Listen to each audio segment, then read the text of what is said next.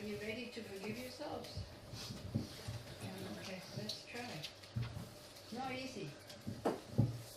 We just try, don't push, okay? So we see how far we get with that. So again, relax. It is a meditation, so if we do these meditations, try to really be inside. I know that some of you look at me, but try to close your eyes. Don't be afraid of anything. It's okay. This is what you are, this is what you'll find, and this is what we work with. We don't have anything else. So it's not a teaching, it's kind of a contemplation, and I just give you the tools. I know for people who do a lot of like vipassana or silent meditation, it's very difficult, because they want to go into their space that they used to go and they want to be there, and then I come with the voice and it goes, so, you know, so this is because it's another way of doing things. And I remember the first time I did these things, I was asked to go to Vipassana Center, and I said to the teacher, I said, but you know, I'm not doing the same thing as you. He said, yeah, that's why I'm inviting you to do these analytical meditations. And so I could feel like people got really upset, and you know, in their mind I was disturbing their quiet meditation. And I saw it, so I because they couldn't even sit still anymore. So I discussed it with them, and I said, well, you know, this is how one does things when one wants to actively change the mind. It's active thinking, actually, into one direction. And one of them, he came at the end, he said, you know, I really hated you. And I saw how attached I am to my peace in my meditation, because I didn't want to think about these things. I just wanted to sit there and feel peaceful and finished. And then you come with your voice and you shook me out of there. So just, if you, in your mind, you can exchange Vipassana, you know, it's not awareness meditation, it's not mindfulness meditation, it's thinking, contemplation, reflection, or something like this, to change the mind, to help the mind to actively kind of change. If you can change, if you can exchange that, it will become less difficult. Otherwise, it's very difficult. And then also to see that maybe, you know, it's a good indicator that maybe it is possible that if you are good at sitting, that you just go there because it feels good. Because it does. When the mind starts to calm down, the heart starts to open, and we just stay there, it's fantastic. But the thing is, we don't learn that much. This is the thing. So, and it's great to have these two different methods, and it's great to use both. Like the Vipassana or the awareness, open awareness, we use to learn to look at the mind calmly, not to interfere. This one we start to interfere a bit. Turgem Trungpa says, you know, in Theravadan tradition, your ego gets a haircut, and in the Mahayana tradition, it gets cut into pieces. The ego. And then, so this is kind of, yeah. But it doesn't suit everybody. That's also one thing. It doesn't have to suit everybody. Yeah. So if you think that you prefer the other method, because very often also, I still go once a year to that Vipassana Center. Usually I have to teach about bodhicitta, and many people say, "Thank you very much for telling me. Now I know. I go back to my own practice, but that's fine. That's okay. No, everybody has to become a Mahayanist. It's okay. They are exposed to it, and then they want to take it up. It's fine. If not, it's also beautiful practice. These Vipassana things. You need a lot of discipline, also. Okay. So if you sit with the straight back, you close your eyes.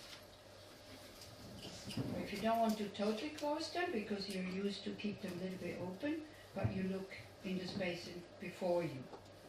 Don't look to the front, because it's distracting otherwise. And allow all the feelings to come up that want to come up. That's fine.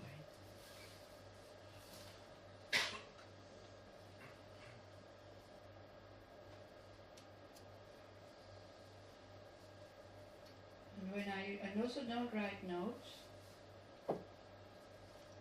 You get what you will get, and the rest is, and we have it on tape and everything. It's really for us to experience something, you know. Again, if we want to keep it and preserve it, it's like, just relax. Just relax.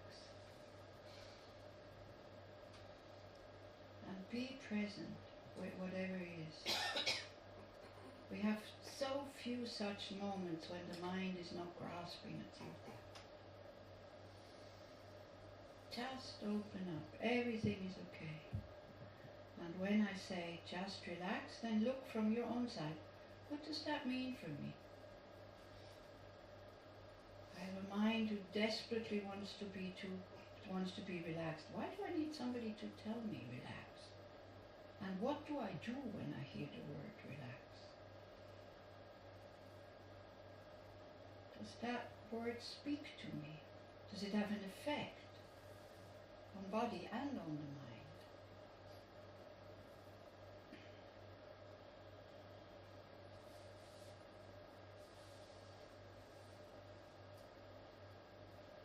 And then to anchor the mind, you choose your breath or any other object that you're used to.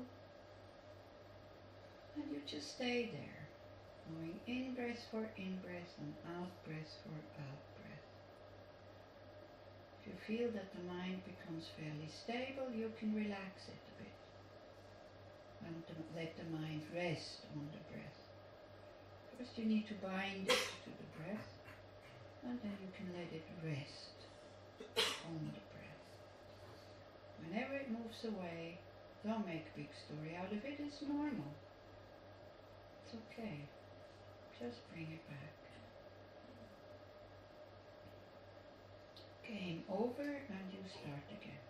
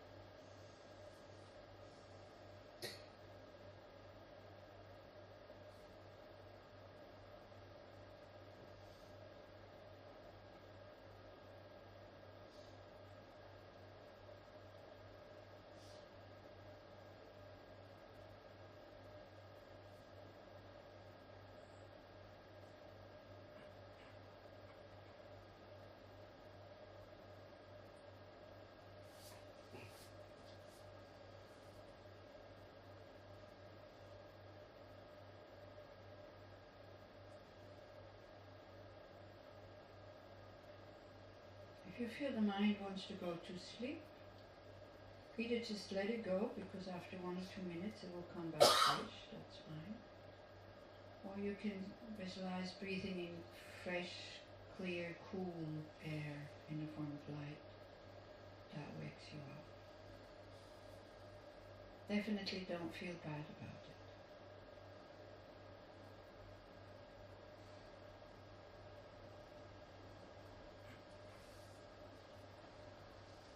Because it's a sign that you're tired, so it's fine. Don't get upset.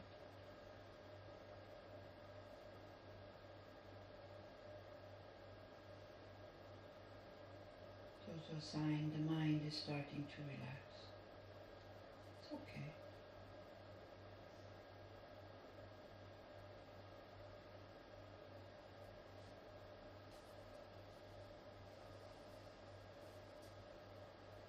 If you feel the mind is becoming very heavy, you can take this as your object of observation. You come out of the heaviness and you look at it. How does it feel? You feel the stability of the mind, which is one aspect of meditation. We want to train the mind to be stable and clear, so it lacks clarity, but it is stable. When it's sluggish like this, doesn't want to go anywhere else. So you observe that. And sometimes also that wakes you up. If nothing helps, just let it go. It's fine.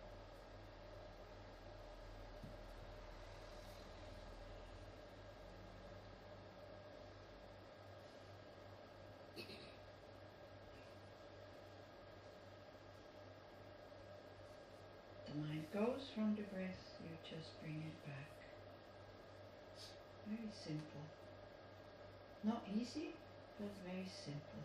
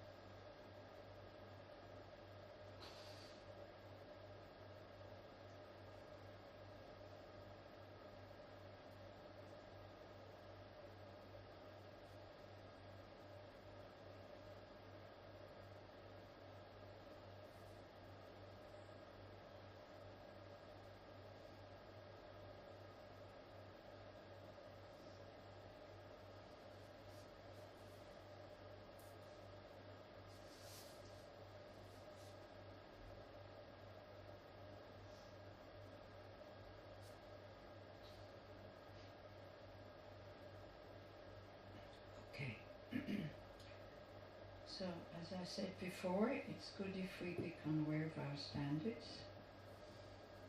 Or just very simple, what kind of person would I like to be?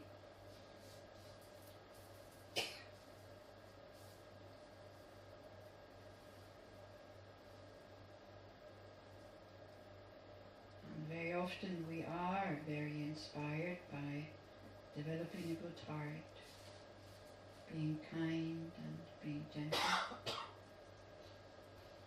being forgiving, being generous, being honest.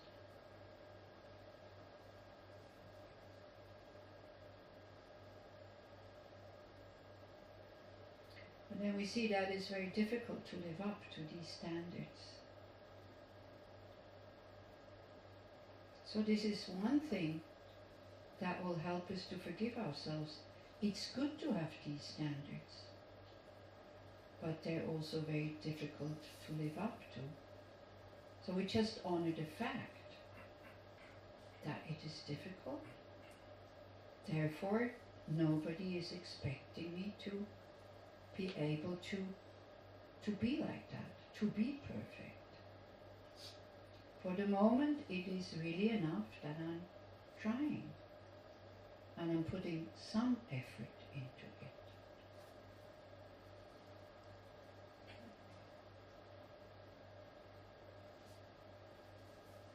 It is very important that when you do think about your negative actions or the mistakes that we made, that you have a relaxed feeling about yourself, that you're not already filled with guilt when you start to think about these actions.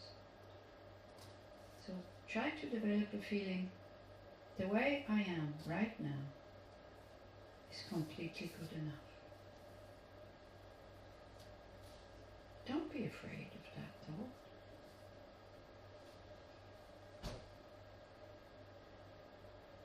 The way I am right now is good enough. And hopefully you feel your heart opening towards yourself. Again, don't force anything. If the ego doesn't want to believe it, leave it alone for a while and just go back to breathing.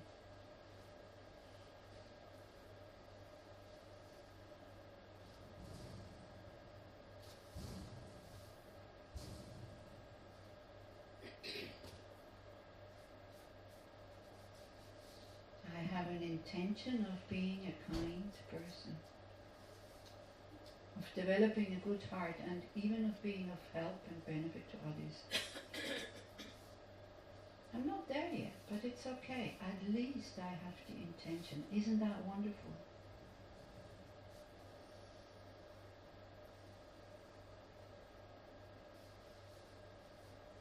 It's quite rare in this world that people give time, energy, make effort to live up to these standards, and you're one of them.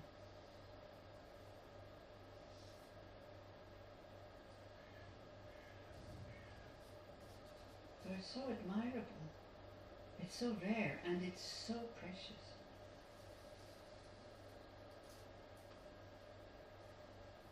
So just appreciate that fact that you are interested into transforming. And become spacious and give yourself the time, knowing that habits have causes. We are conditioned. That's why we can undo that conditioning with the right methods.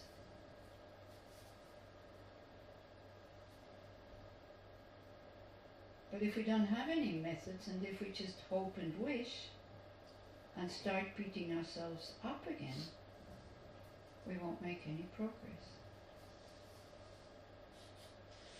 And then we start to judge ourselves again. Because we don't honor the fact how difficult it is to transform the mind.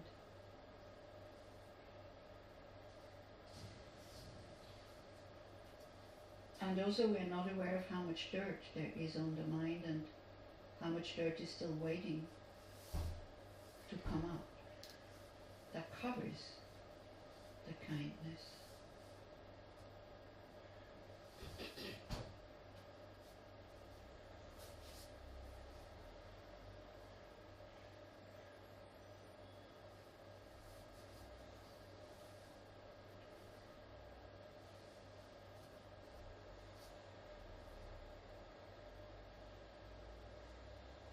The way I am at the moment is completely good enough. Just appreciate the fact that you're here.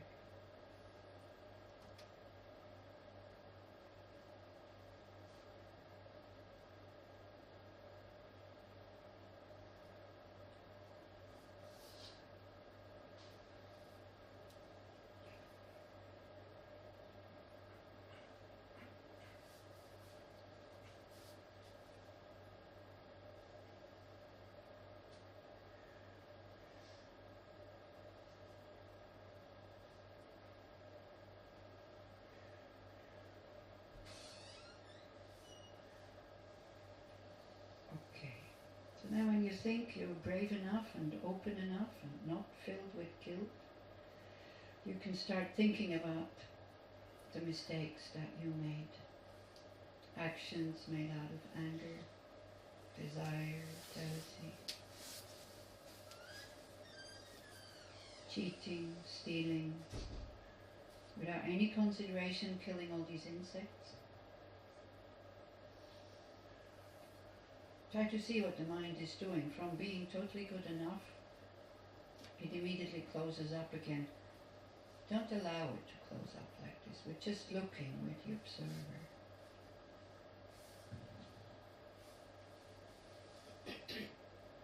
Instead of seeing these actions and these negative emotions as sins, I should not have them, or I'm not allowed to have them. Try to see them as cause for suffering, so that you can develop compassion instead of guilt.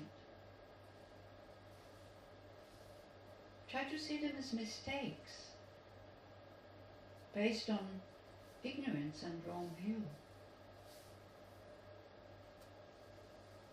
Somebody makes a mistake because they don't know, you wouldn't be angry at them, because how can they know?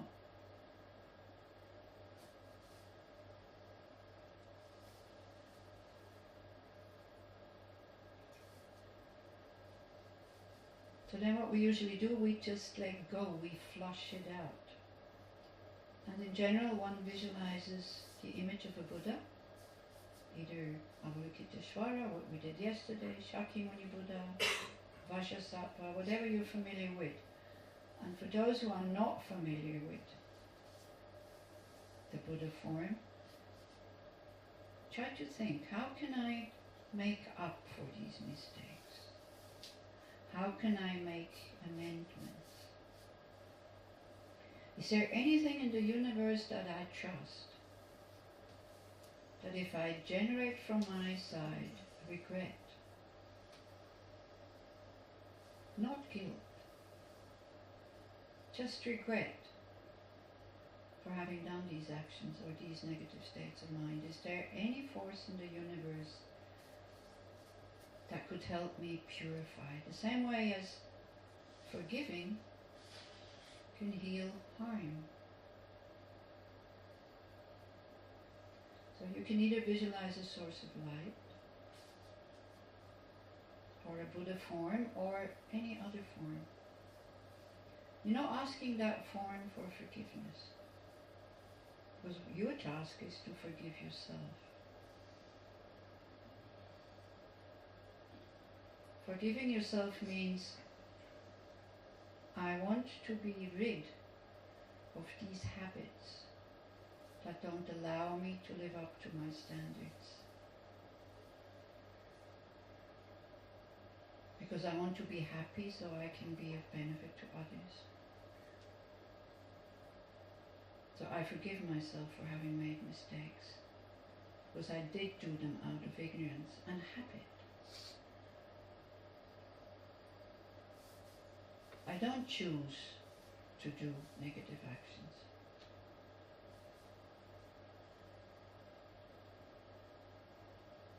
So the thought, may I be happy, may I be well, allow that to rise in your mind.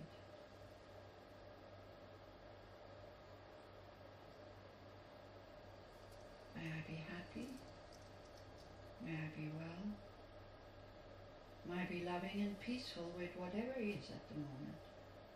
Everything can transform.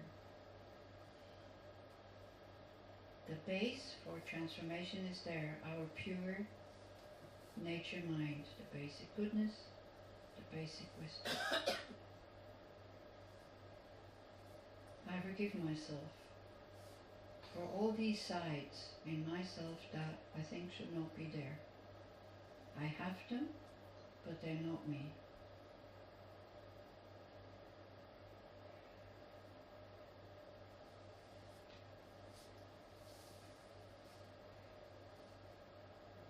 So you give these mistakes a form. Usually it's black and yucky and can be dirty water or something like that.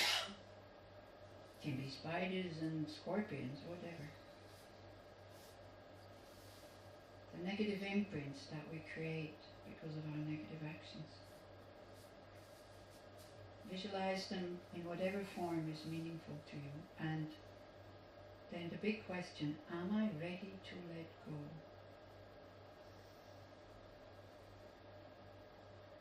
Or am I like with forgiving when it comes to forgive another person? We want that other person to suffer first before we forgive. Am I doing the same thing with myself? By not allowing myself to be happy because I think I don't deserve it? Am I ready to let go all future consequences of these negative actions which would result in suffering? It's a very big question. Am I allowing myself to be happy? And I hope the answer is yes. May I be happy. May I be well. May I be loving and peaceful.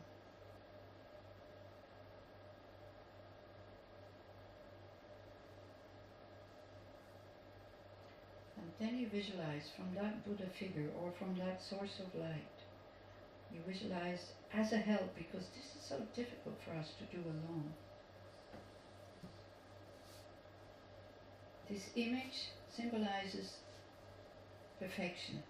Perfection of compassion, perfection of wisdom. A wish to help without wanting anything back. So you visualize light rays coming and entering the crown of your head, entering your body and flushing out all the negative imprints, all the present and future suffering. And they leave your body through your lower doors in the form of, as I said, whatever form you want to give it. Usually it's black smoke or dirty water. Never to be seen again. A mental detox. We flush it out. We let it go.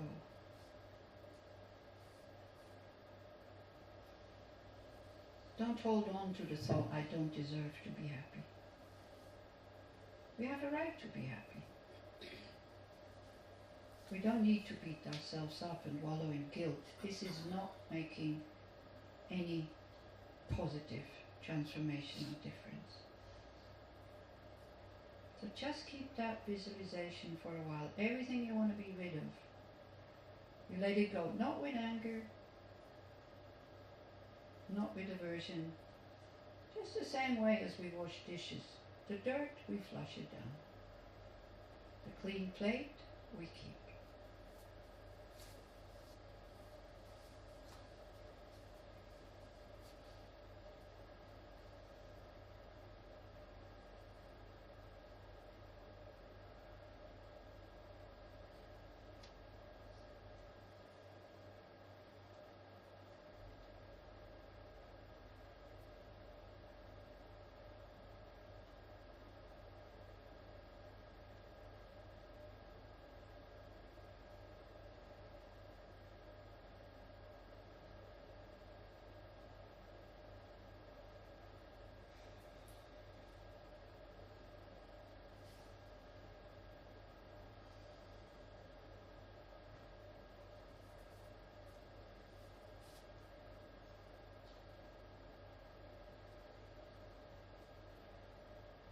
And don't expect any result, just do the visualization with this kind of thoughts. I let go of all unwanted things with the help of this light, with the help of my regret. I flush it out and let it go.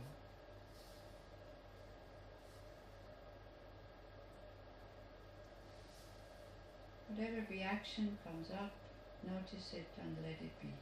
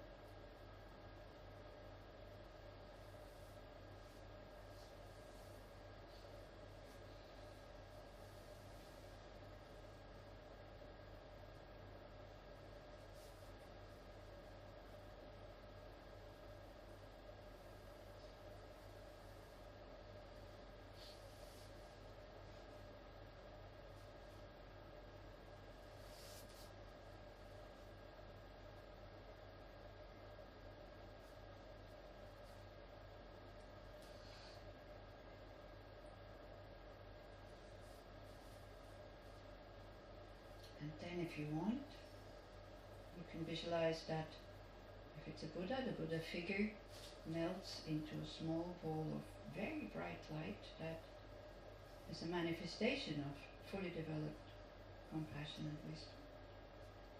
Or the source of light that you had before you. If that feels comfortable, you let it come to the crown of your head. And through your central channel it sinks down into your heart, where that potential of goodness and wisdom is always there. So that fully developed potential of that source of light, or the Buddha, can merge, can melt with our not developed potential. Becomes one. Thinking that like this, I can wake it up, I can strengthen it. Because at the moment the negativities are much stronger. The potential is very hidden. So just see how that developed mind of a Buddha or any other form enters our body and melts with our own potential.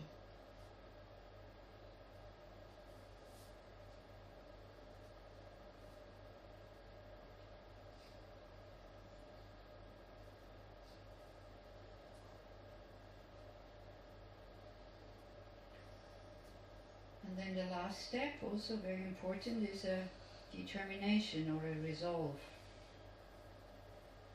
That's a mental factor that helps us do the things that we set out to do. So it's not just, may I be able to live up to my standards. That's not strong enough. So you go like, whatever standards I feel that I have no problems keeping them, I will keep, of course, purely for the rest of my life. Whatever standards I cannot keep up with, then you make a promise. I will keep them for a minute, 5 minutes, a few hours, or a day. So the things that you can abstain from easily, you can really, without any problems, promise that I will abstain from actions of killing or whatever for the rest of my life. The other ones that you have problems with, you go for that period. If you feel that you have fallen from your standards again, you do the same meditation, you regret, you do the visualization with the light with trust that this light is helping you if you do regret, and end the meditation with a strong determination.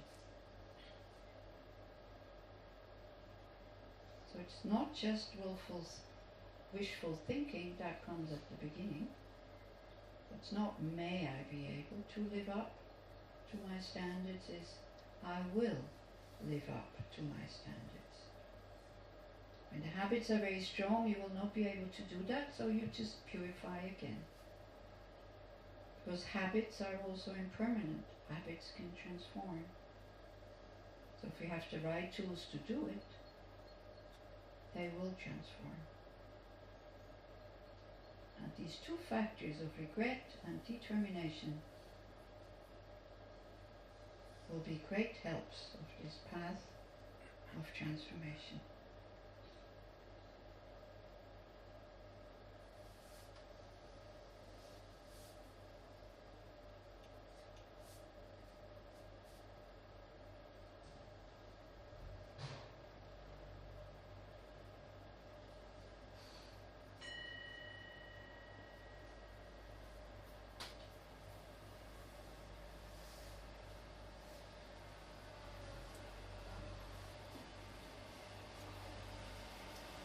So it's easy. You just need to know how to do these things. And you need to do it, this is the thing. Just knowing about them doesn't help. Okay, so we just abolished democracy here for for a while because there were some requests. If we could keep silent, at least until tomorrow, like, well, throughout the whole of the retreat, I think, because you have discussion groups, and so we decided yes without asking you. Is that okay? So we're not talking this afternoon. I mean, in the discussion group, yes, of course, but otherwise not, because the energy is really quiet, and that's thanks, I have to say, this is thanks to the new people who are on the course. Because if the course is with all old people and experienced students, like silence is almost hopeless. So thank you very much for those people, and so because it does really calm down the energy if there's no talking, and you're not creating new negative karmic imprints with your speech, and you can just be the way you are. You don't have to be funny, you don't have to be intelligent, you don't have to say anything. You can just be. So that's quite good. So I can't ask you if it's okay, because it might not be okay. That's the way it is, okay? That's called dictatorship. So that's what it is. But it's really helpful, especially if the group is so big, to keep things calm.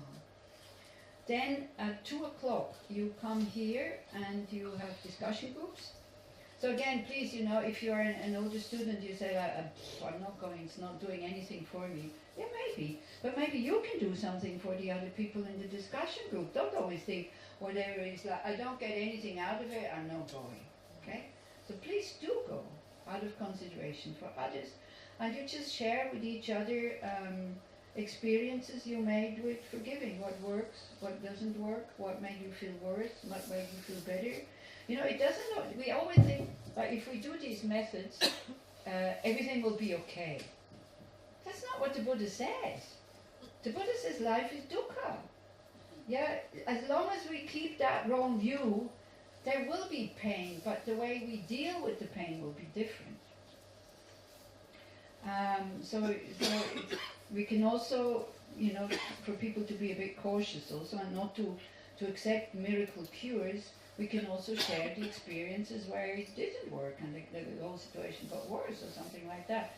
But try to be personal, or if you bring examples from other people, then people that you know really well.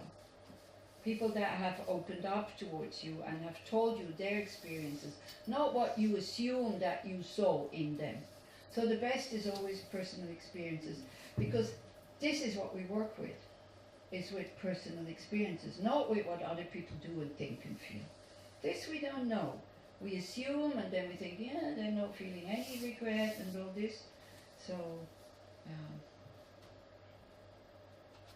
and whatever is being discussed in the discussion groups, if you make each other, you make a promise that it's not going out. This is to be kept secret. This is to be kept, it's a sharing, it's an opening up, so we need to feel safe. So please, don't think, well, I'm going to tell that to this other person and all that. So you open up, it's very healing actually when somebody listens to you also. So you have two tasks. One is you share your experiences. You don't need to answer any questions. You don't need to correct anybody. Okay, they have other views than yours. Leave them their views. That's fine. But what I'm asking you to do is to, in a very relaxed way, be present and listen, even if it's terribly boring, you think. Because that is a big part of forgiving, that you learn to listen also. Yeah? Because in forgiving, one has to listen and the other one talks. In forgiving, usually there's two parts, if you want to do it directly. Okay? Is that more or less clear? And then sometimes it's a good thing I don't understand Hebrew. This is why I don't walk around. Usually other groups I walk around and then listen to what they're about to discuss, and then I gently bring them back to what the topic was. Now here, it's okay, you can, whatever. Okay, be gentle with each other, be kind with each other. Take it as an exercise to listen and to be honest and to share what you honestly think and feel. If you'd rather not because you don't trust the people, then say, I don't trust you guys, so I won't open them. That's also a way of being honest. Okay? Great. So now it's lunchtime, so before we eat, usually we offer the food, and we especially feel grateful. Because you see, sometimes people say, the food here not so good. I tell you, any food here is better than no food. So if you wouldn't have, well, of course we have all this, so that's not such a good example, but imagine all this is not here. Whatever is in the Moadon is not here. So that's all you get. Tomorrow maybe you decided to fast, so this is all you get. Yeah, so then when you look at the food and go like, ooh, then you think, okay, it's either this or nothing. Yeah, and somebody prepared that food, somebody grew it, somebody transported it here. Somebody bought it, somebody sold it. So it's like so many beings are involved. All the insects that are, working very hard so that things can grow. So you say thank you to Mother Earth. Because all you need to do is go down there, shove it into your mouth. Come on, how can you complain? So if you want to eat better, in 2 days you go home. I mean, it's like, what's the big deal? That always it has to be exactly what I want, and what is this and that and all these. Try to become simple with the food, because the more relaxed your mind is, the better the food. If your mind is tense, the best food that is in front of you, you won't taste it. Yeah. So this is it. And always when you criticize the food, go, okay, it's either this or nothing. And gratitude is such a nice mind. And we have so many occasions to feel grateful, but we forget. We take it for granted. Well, yeah, it's due to me, kind of thing. Yeah. So you think, as a Buddhist, we offer the food to all the Buddhas and Bodhisattvas on behalf of all sentient beings. That means on behalf of all the hell beings, on behalf of all the hunger ghosts, on behalf of all the animals, on behalf of all the humans, the asuras, suras, and bardo beings. So that creates a tremendous amount of merit, because they don't know how to offer. So we do it for them. So again, it's like not about you. This is the first thing in Mahayana Buddhism we learn. It's not always about you. Okay? So forget about yourself for just a while. It's about them. So on their behalf, we offer all the delicacies that exist in the world, and we do it kind of for the purpose so that everybody has free access to food. Nobody needs to fight for food. Nobody needs to suffer for food. Nobody needs to steal for food. And also that we create the wisdom that food is for nourishment and not a source of pleasure or happiness. Pleasure, yes, I'm not denying that. But it's not the cause for happiness.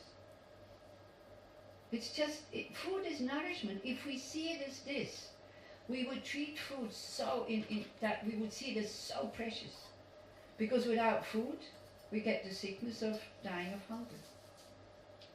So food is really medicine. So that's how we should treat it. It's something really precious. Yeah. So when we have a mind like this, then whatever is there, again, is okay. Without food, you die. With too much food, you also die. With enough food, we also die. So we'll die anyway.